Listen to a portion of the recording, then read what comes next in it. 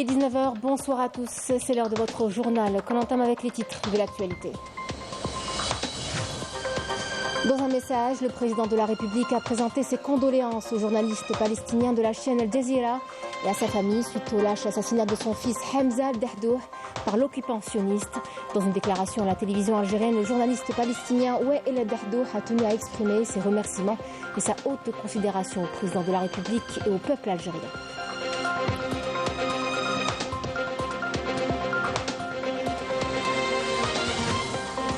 En application des instructions du président de la République lors du Conseil des ministres tenu hier, il a été décidé du versement d'une allocation conséquente aux étudiants palestiniens en Algérie, une décision que l'ambassadeur de l'État de Palestine en Algérie ainsi que les étudiants ont hautement saluée.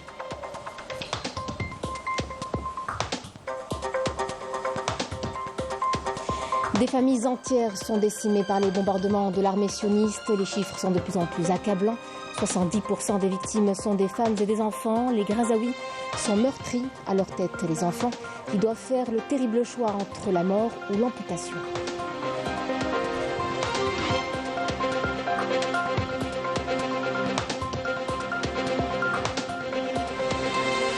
Dans l'éditorial de son dernier numéro, la revue El Jaish est revenue sur le discours du président de la République adressé à la nation, centré sur les acquis réalisés au cours des 4 dernières années dans divers domaines, des performances réalisées dans le cadre de l'édification de la nouvelle Algérie.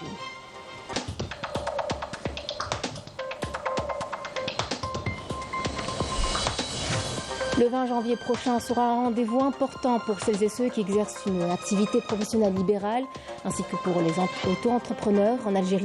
La plateforme dédiée à l'inscription pour l'obtention de la carte de l'auto-entrepreneur a été lancée. Mesdames, Messieurs, bienvenue à vous. Le président de la République, Abdelmadjid Tebboune, a adressé un message de condoléances aux journalistes palestiniens de la chaîne Al Jazeera, Wael al-Dahdouh, et à sa famille suite au lâche assassinat de son fils Hamza Wael al-Dahdouh par l'occupant sioniste. Un message dans lequel il a exprimé son immense tristesse et sa profonde affliction après avoir appris la nouvelle. Le défunt rejoint en martyr la plupart des membres de sa famille tombés également martyrs dans l'agression sioniste barbare, poursuit le président de la République. Une agression où les journalistes qui accomplissent leur rôle sont délibérément pris pour cible, en violation flagrante du droit international humanitaire et du droit de la protection qui leur sont garantis. Le président de la République, à travers ce message au père du défunt et à sa famille, présente également ses condoléances aux familles de tous les journalistes tombés en martyrs dans cette agression barbare incessante contre Gaza. Leur mémoire éternelle continuera de hanter l'occupation sioniste, comme le témoigne le bâillonnement des voix, de la liberté, de l'occultation, de la réalité des crimes sionistes dans les territoires palestiniens occupés. À Allah nous appartenons et à lui nous retournons, conclut le président de la République. Et dans une déclaration de la télévision algérienne, le journaliste palestinien Wael al-Dahdouh a tenu à exprimer ses remerciements et sa haute considération au président de la République et au peuple algérien pour cette marque de compassion et de solidarité, soulignant que l'Algérie et la Palestine ne sont qu'un seul et même peuple. On l'écoute. لشعبنا الجزائري للرئيس عبدالمجيد تبون أشكركم على هذه اللفتة الكريمة، على هذه التعازي، على هذا التعاطف، على هذا التضامن. ونحن دائما عشنا وترعرعنا وتربينا بأننا والجزائر شعب واحد وليس شعبين وقضية واحدة.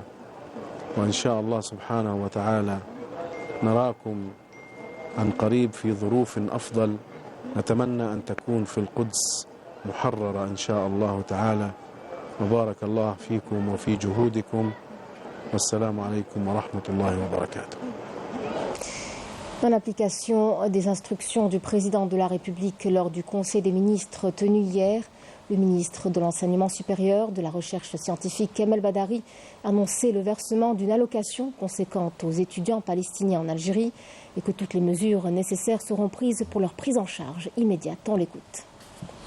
تنفيذا لمختلف تعليمات السيد الرئيس قمنا باتخاذ كل الإجراءات المستعجلة وفورا بعد انعقاد مجلس الوزراء والمتمثلة في منح الطلبة الفلسطينيين منحة معتبرة وبهذا قمنا فورا باتخاذ كل الإجراءات الإدارية مع مختلف الهيئات المالية والإدارية، بحيث أن بطاقات الالتزام هي موجودة حاليا لدى المصالح الميزانيتية المراقباتية في مختلف الولايات التي يدرس بها الطلبة الفلسطينيين. De leur côté, les étudiants palestiniens résidant en Algérie ont également salué les instructions du président de la République de les prendre en charge. Ils ont à leur tour remercié l'Algérie pour sa solidarité indéfectible en faveur de la cause palestinienne. On les écoute. بسبب انقطاع الاتصال مع أهالينا في قطاع غزة، وأعتقد أن هذا القرار جيد بنسبة كبيرة أمام الطلبة الفلسطينيين أبناء قطاع غزة في دولة الجزائر الشقيق، ونثمن دور سيادة الرئيس والدولة الجزائرية والشعب الجزائري بالحفاظ على الثوابت الداعم للقضية الفلسطينية دائما وأبدا. نثمن جهود الرئيس عبد المجيد تبون في المساهمة في مساعدة الطلبة الفلسطينيين دائما يعني الجزائر الفلسطيني جزائري. L'ambassadeur de l'État de Palestine en Algérie, Fayez Abouaïta, a hautement salué les orientations du président de la République pour la prise en charge immédiate des étudiants palestiniens, réitérant ses remerciements à l'Algérie pour ses positions constantes et son soutien illimité en faveur du peuple palestinien. Je vous invite à l'écouter.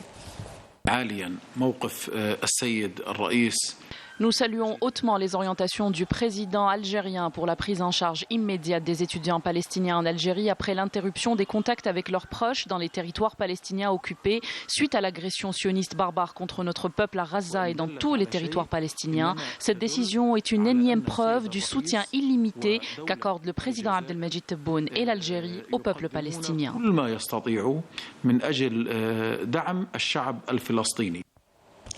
Des familles entières sont décimées par les bombardements de l'armée sioniste qui n'épargne aucun lieu.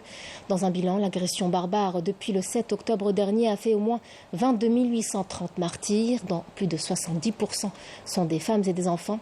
Un bilan encore provisoire qui fait également état de plus de 58 300 blessés. L'on compte aussi près de 7 000 personnes portées disparues. Wissem Abouzaïd et Marim Damis.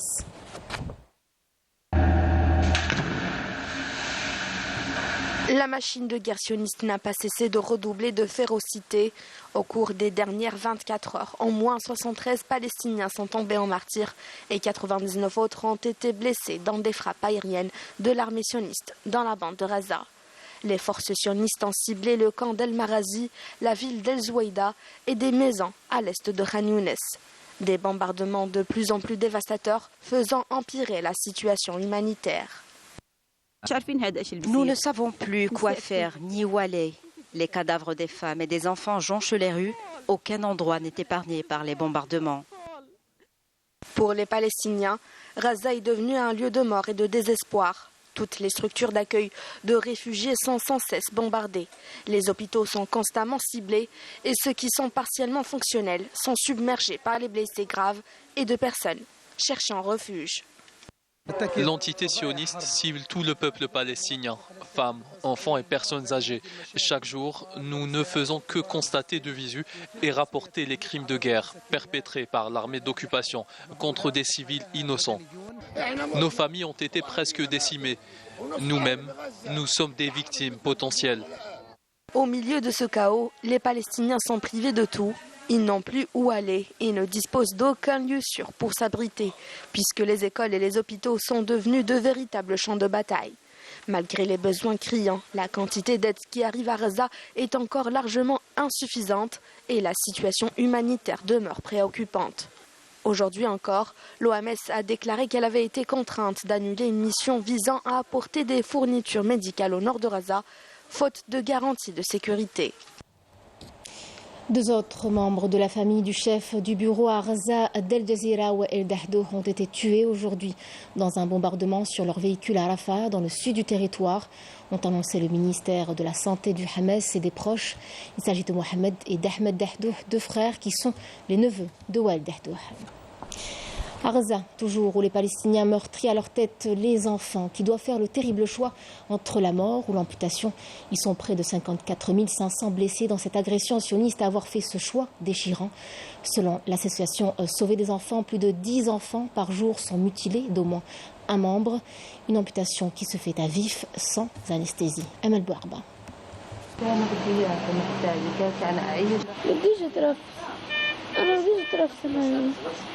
بديش بدي طرف زراعية بدي زراعة يزرعوا لي إياها رجلي بالزرع مش مقطوعات على الآخر بديش طرف صناعي أنا ولا طرف صناعي بنفكر بديش أفكر أنا بديش أفكر. Layan fait partie de plus de 1000 enfants amputés d'une jambe ou deux depuis l'agression sioniste contre Gaza. La vie de Ahmed a elle aussi été totalement bouleversée. كنت قاعد على السرير واخوي جنبي طلع على جنب بقول له وين هادي وينها يقول لي هيا بس انت مبنج قاعد يضحك علي للصبح وجا ابن عم الثاني وقال لي لقيتها صرت عيط 10 دقايق نص ساعة زي هيك وبعدين وقت الحمد لله كل شيء كرة القدم بالنسبة لي حياة حياة حياة الحمد لله بكرة بصير بلعب إن شاء الله بس يركبوا للرجل. L'enclave palestinienne est devenue un cimetière à ciel ouvert et les hôpitaux de véritables mouroirs. Depuis plus de 3 mois, les enfants sont les premières victimes des agressions sionistes barbares et incessantes. Plus de 10 enfants par jour en moyenne ont perdu une jambe ou les deux, selon l'association Save the Children, qui cite des chiffres fournis par l'UNICEF, l'Agence des Nations Unies pour l'enfance. À Gaza, les quelques hôpitaux encore debout tentent tant bien que mal d'apporter les soins aux victimes. Dépourvu de médicaments et des moyens les plus rudimentaires, le personnel médical réalise les amputations sans anesthésie. Cette souffrance inimaginable plonge le corps médical dans un désarroi total, ne disposant d'aucun moyen pour traiter et soulager la douleur de ses enfants. تم التعامل مع كثير من الحالات حوالي لو تحدثنا تقريبية من 30 إلى 40 حالة تم بتر أطرافهم سواء العلوية أو السفلية. أغلب المبتورين مصابون بحروق شديدة في أنحاء الجسم. Au moment où l'armée sioniste encerclait et bombardait l'hôpital Shifa, il y avait à l'intérieur 120 enfants blessés et brûlés, dont les parents avaient péri. Nous étions vraiment débordés pour apporter les soins. L'association Save the Children appelle à un cessez-le-feu définitif pour mettre fin aux souffrances de ces enfants, estimant que les responsables des meurtres et mutilations d'enfants palestiniens doivent rendre des comptes. Le président du Conseil de la Nation, Salah Goudil, a signé aujourd'hui au siège de l'ambassade d'Iran à Alger, au nom du président de la République, le registre de condoléances suite à l'attentat terroriste perpétré dans la province de Kerman, dans le sud de l'Iran, faisant plusieurs morts parmi les civils. Salah Goudil a transmis les condoléances du président de la République et de l'Algérie, peuple et gouvernement, à la République islamique d'Iran. Le ministre des Affaires étrangères et de la communauté nationale à l'étranger, Ahmed Attaf, a reçu aujourd'hui le secrétaire général adjoint à la sûreté et à la sécurité de l'ONU, Gilles Michaud. La rencontre a été l'occasion d'examiner les voies et moyens de renforcer la coopération entre l'Algérie et l'ONU dans les domaines relatifs à la sûreté et à la sécurité. Les deux parties ont également passé en revue plusieurs questions internationales et régionales, notamment la situation au Moyen-Orient et au Sahel. Le ministre de l'Intérieur, des collectivités locales et de l'aménagement du territoire, Brahim Merad, a présidé aujourd'hui la cérémonie d'installation officielle du nouveau directeur général de la Sûreté nationale, Ali Badawi, en remplacement de Farid Benchir.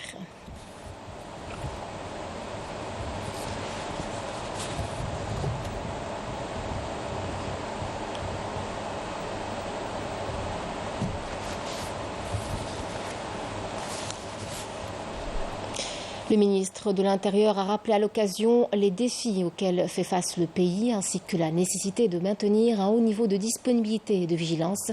On l'écoute.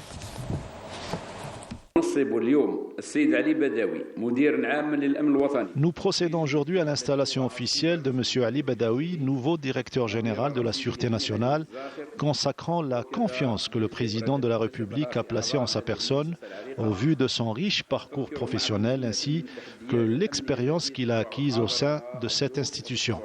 Je rappelle les défis sécuritaires actuels ainsi que les objectifs fixés en vue de poursuivre le développement de l'institution de la Sûreté nationale qui orientera notre action à l'avenir. Je vous rappelle les défis sécuritaires liés à la situation qui prévaut près de nos frontières avec certains pays du Sahel et toutes les retombées inquiétantes de cette situation, ce qui requiert un haut niveau de préparation et de vigilance opérationnelle en soutien aux efforts colossaux consentis par les éléments de l'armée nationale populaire pour préserver les frontières du pays et faire face à toutes les menaces qui le guettent. De son côté, Ali Badawi a affirmé son engagement à accomplir ces nouvelles missions, lui imposant de faire face à tous les défis en coordination avec les différents partenaires de la DGSN. On écoute. J'aimerais exprimer mes vifs remerciements et ma profonde gratitude au président de la République, chef suprême des forces armées, ministre de la Défense nationale, M. Abdelmadjid Tebboune, pour la confiance qu'il m'a accordée et pour m'avoir désigné à la tête de la Direction générale de la Sûreté nationale, priant Dieu de m'accorder force et clairvoyance pour être à la hauteur de la responsabilité. Les défis sécuritaires engendrés par l'évolution de la situation au plan mondial et régional nécessitent la mobilisation de tous les moyens humains et matériels pour y faire face, et ce en coordination permanente avec nos différents partenaires. À leur tête, l'institution de l'armée nationale populaire, afin de constituer ensemble un rempart contre les défis sécuritaires et les différentes formes de crimes, préservant ainsi les vies et les biens de notre pays. Les performances réalisées dans le cadre de l'édification de la Nouvelle-Algérie ont confirmé la justesse de l'approche choisie par le président de la République. La revue El Jaish, dans l'éditorial de son dernier numéro, est notamment revenue sur le discours adressé par le chef de l'État au peuple devant les deux chambres membres du Parlement réunis, dans lequel il avait souligné les acquis réalisés au cours des 4 dernières années. Walid Yousfi. Dans son éditorial intitulé « Acquis considérables et perspectives prometteuses », la revue El Jaish est revenue sur le discours prononcé par le président de la République le 25 décembre dernier, adressé à la nation, où il a mis en avant les acquis réalisés au cours des 4 dernières années dans divers domaines à travers une stratégie soigneusement étudiée, tant sur le plan constitutionnel que politique, économique ou social. Des acquis qui ont confirmé la justesse de l'approche choisie par le président de la République comme voie réformatrice pour l'édification de l'Algérie nouvelle. Sur le plan de la politique étrangère, la revue assure que l'Algérie restera fidèle à ses principes immuables, inspirés de sa glorieuse révolution et des valeurs humanitaires, et veillera durant son mandat de membre non permanent au Conseil de sécurité à assurer la défense de l'Afrique et des justes causes dans le monde, notamment les causes palestiniennes et sahraouies. L'édito d'El Jaish rappelle que l'ANP a enregistré au cours de l'année écoulée un bilan positif sur tous les plans, estimant que ces résultats sont à la hauteur des espoirs et des aspirations de notre peuple qui jouit de la quiétude et de la tranquillité à travers l'ensemble de notre vaste patrie, et ce, en dépit des développements et des contextes dangereux qui caractérisent notre environnement proche et lointain, ainsi que de l'accroissement du rythme des conspirations et des manœuvres visant vainement à entraver la marche triomphale de notre pays, fidèle à ses principes inspirés de la glorieuse révolution du 1er novembre 1945. La date du 20 janvier 2024, un rendez-vous important pour celles et ceux qui exercent une activité professionnelle libérale, ainsi que pour les auto-entrepreneurs en Algérie. La plateforme dédiée à l'inscription pour l'obtention de la carte de l'auto-entrepreneur a été lancée. La secrétaire générale du ministère de l'économie, de la connaissance des startups et des micro-entreprises revient dans ce reportage sur les conditions et avantages de cette carte. Amel Bouarba. Du nouveau pour l'écosystème entrepreneurial. L'inscription pour l'obtention de la carte de l'auto-entrepreneur sera possible dans les prochains jours. Une activité initiée par la loi de décembre 2022 portant statut de l'auto-entrepreneur et dont les textes d'application ont été publiés en mai 2023. La plateforme d'inscription sera lancée officiellement le 20 janvier 2024, anae.dz. C'est un système d'enregistrement 100% numérisé et que l'auto-entrepreneur, dès la demande jusqu'à la réception de la carte, il n'a pas à voir ni à se déplacer jusqu'à la réception de sa carte au niveau des services postaux de sa résidence. Concernant les conditions exigées pour bénéficier de cette carte de l'auto-entrepreneur, 3 conditions essentielles. La première, c'est que le demandeur du statut d'auto-entrepreneur doit avoir l'âge de travail selon la réglementation en vigueur. Il doit résider en Algérie, donc qu'il soit algérien, qu'il soit étranger, avec les conditions aussi d'exercice d'une activité en Algérie selon la réglementation en vigueur et qu'il exerce une activité parmi les activités cernées par le statut d'auto-entrepreneur. Donc l'auto-entrepreneur est interdit d'employer des gens, il doit exercer lui seul son activité et mettre en avant son savoir-faire pour prester auprès des personnes. Ça va des activités du numérique, de l'expertise, de la formation, jusqu'à l'aide à la personne et jusqu'à toutes les activités liées à l'audiovisuel et qui s'exercent à titre volontaire. Parmi les avantages, pas besoin de registre de commerce pour se lancer. On lui facilite la tâche en lui excluant de l'obligation de l'inscription au registre de commerce. Il aura droit avec cette activité d'exercer dans un espace de coworking ou chez lui. Son activité pourrait être domiciliée même dans son adresse personnelle. Il aura droit à la création d'un compte bancaire commercial qui lui permettra, dans le cadre des activités d'exportation d'activités à l'international, de couvrir, de recevoir ses dus et de pouvoir contracter avec les clients, avec aussi un système fiscal très avantageux à travers l'application de l'EFU, du principe de l'EFU, un taux de 0,5% selon la loi de finances 2024. Sont exclus de la liste les professions libérales telles que les médecins et les avocats, les activités réglementées ainsi que les artisans.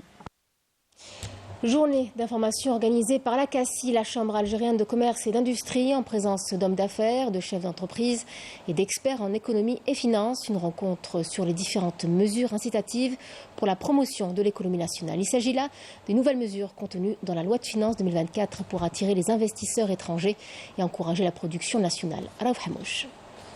Encourager l'investissement et aller vers la mise en œuvre d'un modèle économique créateur de richesses et d'emplois avec moins de charges fiscales et loin des lourdeurs bureaucratiques. Voilà ce que comprend la loi de finances 2024 qui annonce la mise en œuvre d'une batterie de mesures pour concrétiser les différentes réformes, à commencer par la révision du cadre législatif régissant l'investissement. L'objectif est clair, assurer un avenir économique stable et prospère. La loi de finances 2024 augure d'une année économique par excellence à tous les niveaux. Vu les mesures et les avantages fiscaux qu'elle contient, les mesures qu'elle englobe permettent de protéger le pouvoir d'achat des citoyens, de soutenir l'investissement et l'économie nationale et de préserver le tissu économique par le soutien aux petites et moyennes entreprises et aux start-up. Grâce à la stratégie de relance économique initiée par le président de la République, l'Algérie est sur la bonne voie pour concrétiser son nouveau modèle économique. De son côté, le ministère des Finances s'attache à contribuer efficacement à la concrétisation de ce modèle en mettant en œuvre notamment la numérisation globale du secteur. Les dispositions de la LF24 largement débattues, décortiquées et expliquées aujourd'hui lors de la journée d'information et de vulgarisation organisée par la Chambre algérienne de commerce et d'industrie au profit des opérateurs économiques. Bien sûr qu'on est satisfait avec cette loi de finances 2024, notamment ces facilités qui ont été élaborées. C'est le moment où les porteurs de projets doivent réaliser sur terrain et bénéficier de toute facilité. On a vu les principales mesures qui ont été prises, comme la suppression de la TAP, que je trouve qui est incitatrice à l'investissement en Algérie. Et en fait, on est venu ici pour pouvoir améliorer nos connaissances sur la loi de finances 2024. Les entreprises, c'est des gens pragmatiques qui voient tout d'abord les chiffres. Donc, lorsqu'on parle de la loi de finances 2024, on parle d'un budget colossal de 124 milliards de dollars. Donc, c'est exceptionnel depuis l'indépendance de l'Algérie. Donc, les entreprises algériennes sont très optimistes. Il ne faut pas oublier que déjà, au titre des lois de finances futures, il y a eu beaucoup de lois de finances antérieures, il y a eu beaucoup de mesures qui ont été insérées dont l'objectif était de réduire la charge fiscale sur les entreprises. Largement saluée par les opérateurs économiques, la suppression de la taxe sur l'activité professionnelle à titre d'exemple intervient en réponse à leurs demandes formulées depuis 20 ans et devrait booster davantage la production nationale. Loin de toutes les complications administratives et bureaucratiques, l'objectif est aujourd'hui de lutter contre la corruption et de faciliter les missions des investisseurs. La loi de finances 2024 permettra la poursuite de la consolidation de la production nationale et de l'investissement local. En raison des dernières intempéries accompagnées de fortes chutes de neige ayant affecté certaines régions du pays et en exécution des instructions du haut commandement de l'armée nationale populaire, un détachement de l'ANP est intervenu ce matin dans le secteur militaire de Constantine, dans la 5e région militaire, pour rouvrir les routes et de nombreux chemins et sentiers au niveau de la commune de Djibel el-Ouache. Ces interventions réalisées grâce à la mobilisation de tous les moyens nécessaires ont permis de faciliter la circulation et d'apporter aide et assistance aux citoyens et confirment une fois de plus la disponibilité permanente des unités de l'ANP à intervenir et à apporter soutien et assistance au niveau de toutes les régions affectées par les mauvaises conditions météorologiques.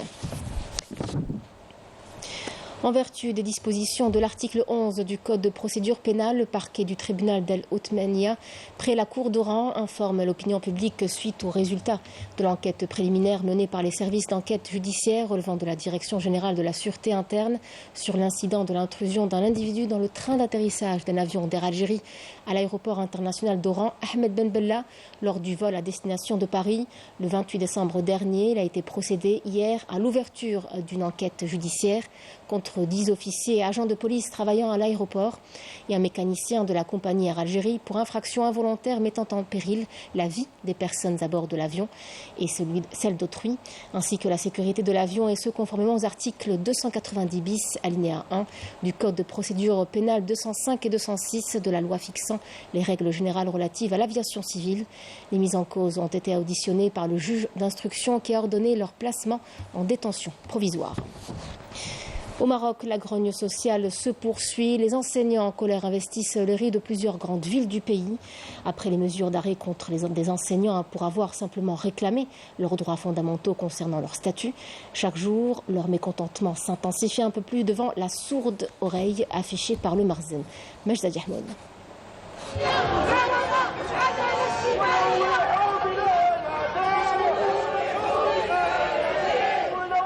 Depuis plusieurs jours déjà, les rues du Maroc résonnent de cris de milliers d'enseignants déterminés à faire entendre leurs revendications pour une réforme équitable de leur statut.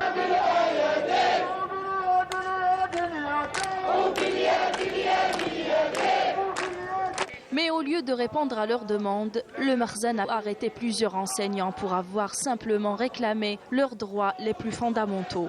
Une injustice qui n'a fait qu'accroître la colère du peuple marocain, sorti en grand nombre investir les rues de Tanger, Marrakech, Oujda, Casablanca et le reste du territoire marocain pour pointer du doigt l'injustice du Marzen.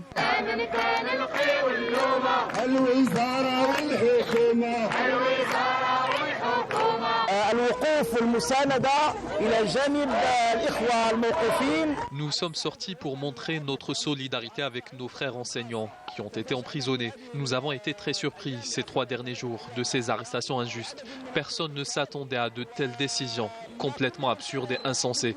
Le gouvernement est en train de provoquer le peuple et malheureusement la complicité est évidente. Les syndicats ont abandonné la cause alors qu'ils sont censés la défendre. Les enseignants arrêtés sont innocents. Nous ne demandons que nos droits légitimes. Où sont les responsables? Que fait le gouvernement? Je condamne l'arrestation illégale de nos confrères.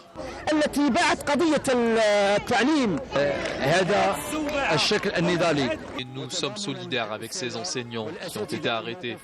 Ils n'ont demandé que leurs droits. Ce n'est pas juste. Ils n'ont violé aucune loi. En tant qu'enseignants, nous travaillons avec dévouement et respect. Nous sommes vraiment choqués. Nous sommes tous sortis pour montrer au gouvernement que nous n'allons pas baisser les bras. Demain aussi, nous sortirons et nous ne sommes pas prêts d'arrêter jusqu'à ce que justice soit faite. La colère des Marocains s'intensifie chaque jour devant la sourde oreille affichée par le Makhzen.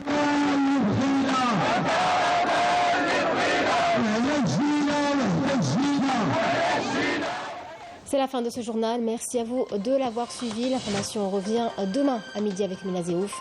Quant à moi, je vous retrouverai pour l'édition du soir à 19h. Excellente soirée à vous et à demain.